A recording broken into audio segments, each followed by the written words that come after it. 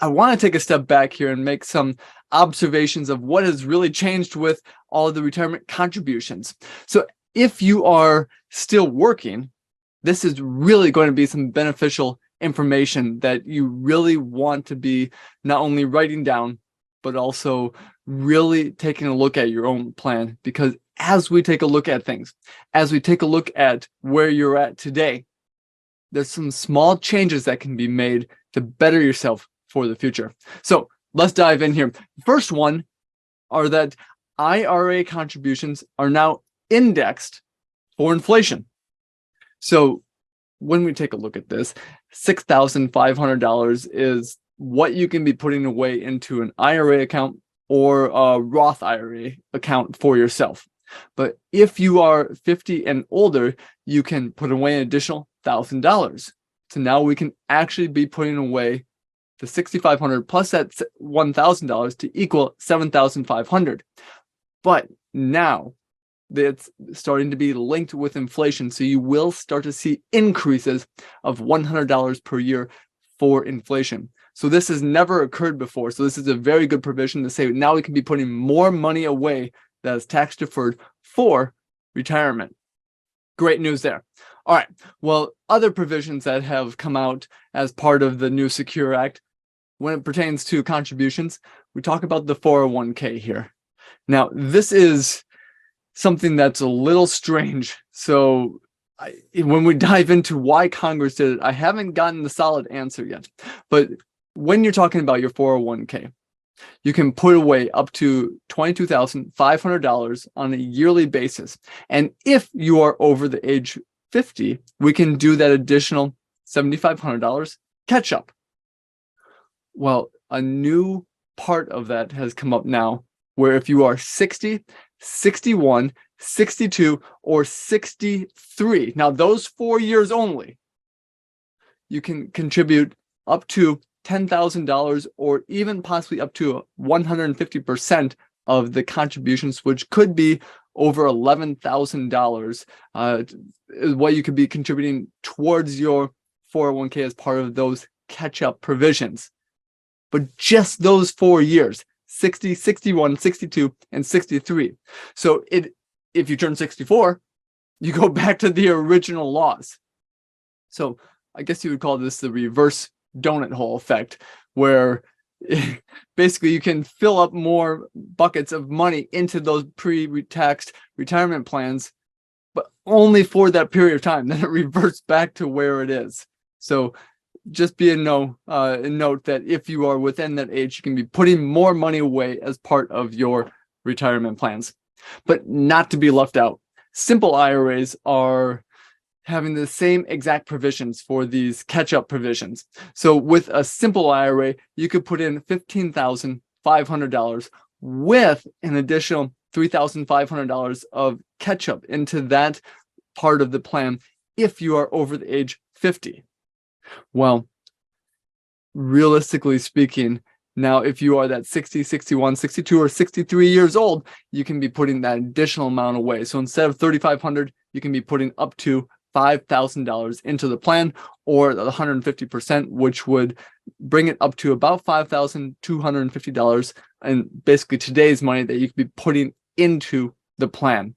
So this is so important, because when we talk about where we're going for wanting to put money away for the future, well, it really comes back down to the fact that we want to be making those changes so that we can be putting money away pre-tax and have them grow.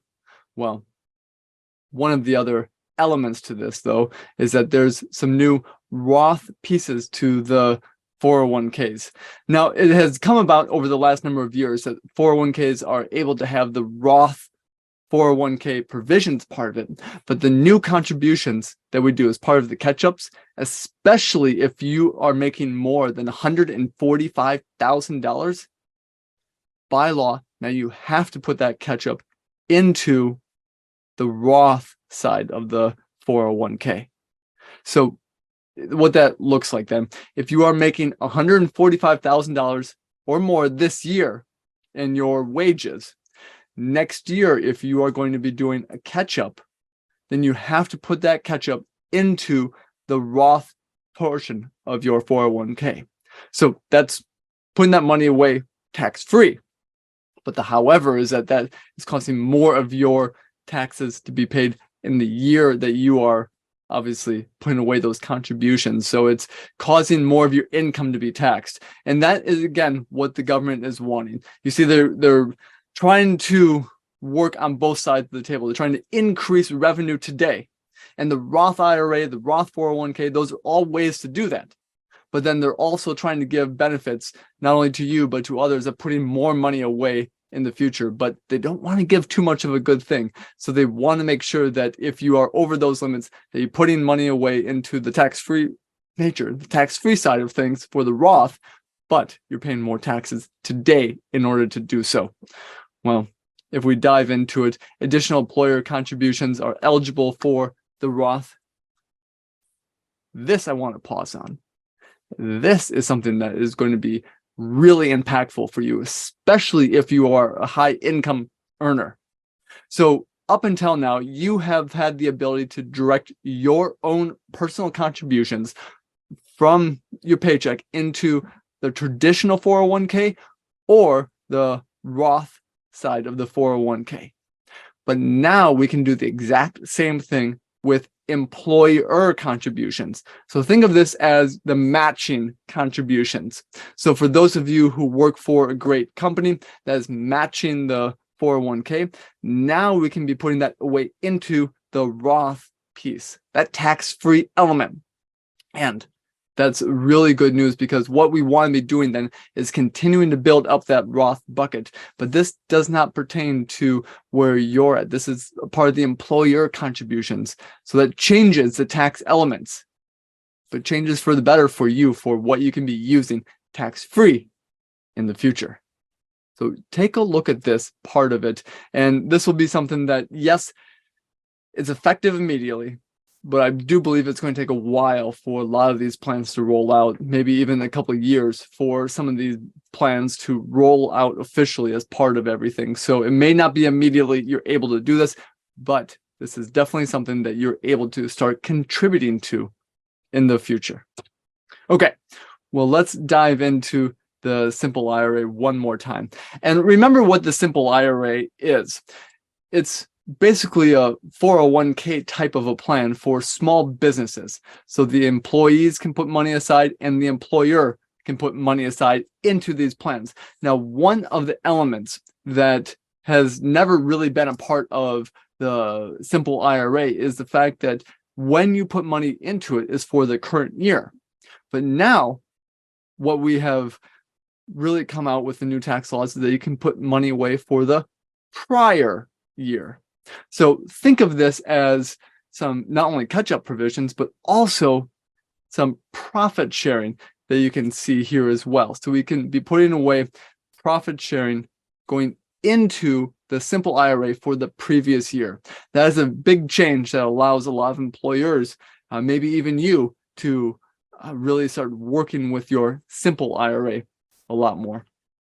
Okay, well, why do we care about this? Why do we care about putting money away into the tax deferred elements and all of our contributions? Well, it really comes down to this chart here. And what this chart is showing is the differences between the different buckets of money or silos of money. You see, we have a taxable silo. This would be considered your brokerage account, your individual account, your jointly held accounts, even your bank accounts. All of this money here is taxable on the income growth, the gains, the investments, the dividends that are paid out, the interest that are paid out, all of that in the year that investment earns interest or earns dividends, pays out the dividends, or even pays out those capital gains. Well, we have that middle bucket as well. That's your tax deferred bucket. That one is where we have the money that goes into there pre-tax and is growing tax deferred. Well, that element then is saying, how can we be putting money aside for the future, but we have to pay tax in the future in whatever tax bracket we're in?